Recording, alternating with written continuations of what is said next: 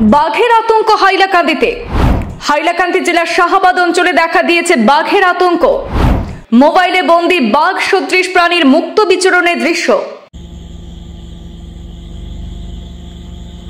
ওই দেখো ওই দেখো ওই দেখো আর ওই দেখো ওই দেখো ওই দেখো ওই দেখো।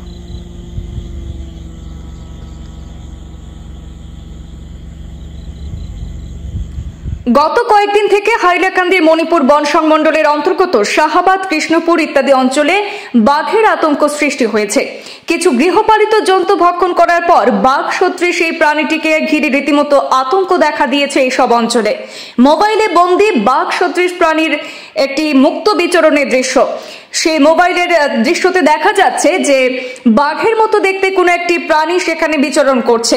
এদিকে বন বিভাগ থেকে এই বিষয়ে জানানো হয়েছে যে মোবাইলে বন্দি প্রাণীটি বাঘ নয়, বরং প্রাণীটিকে জঙ্গল বেড়াল বা জঙ্গল ক্যাট বলা হয়। এর বৈজ্ঞানিক নাম ফেলিস চোস।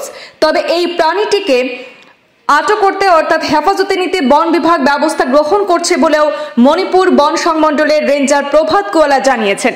আমাদের কাছে রেঞ্জার প্রভাত গোয়ালার মন্তব্য রয়েছে, ওনার মুখ থেকে শুনবো বিস্তারিত। দুদিনমান আগৰ পৰা যেটো ছ'চিয়েল মিডিয়াত এটা ভিডিঅ' ভাইৰেল হৈ আছে আৰু ভিডিঅ' ধৰি লওক পাব্লিকে ক্লেইম কৰিছে যে বাঘ দেখা বুলি। তো সেই ভিডিঅ'টোৰ ওপৰত বেছ কৰি আমি সেই জেগাটোত আমাৰ ষ্টাফ চাৰ্চ কৰিছে গৈছে যাতে পাব্লিকৰ মাজত পেনিক নহয়। আৰু কিন্তু ফিল্ড ভেৰিফিকেশ্যন পিছত দেখা গৈছে যে সেইটো একচুৱেলি বাঘ নহয়, আমাৰ যে জংগল কেট যে পোৱা যায় জংঘলত, সেই জংগল কেটৰ মানে এটা প্ৰেজেঞ্চ হয়।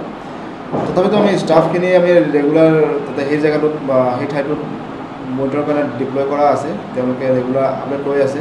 আৰু লগতে পাব্লিকৰ মাজত এটা এৱাৰনেছ ক্ৰিয়েট কৰিছে যাতে এইটো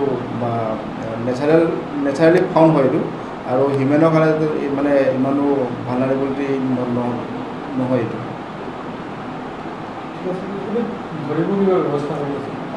আমি চাওঁ যদি বোলে বেছি কিবা মানুহৰ ক্ষতি হয় তেতিয়াহ'লে আমি চেষ্টা চলাম, আৰু পৰাপক্ষতটো তেওঁ নেচাৰেলি আছে, সেই নেচাৰেলি জেগাটো তেওঁ থাকিব বা অট'মেটিক তেওঁ এতিয়া খাদ্য নোপোৱা হ'ব, তেওঁ অট'মেটিক তেওঁ গুচি যাব।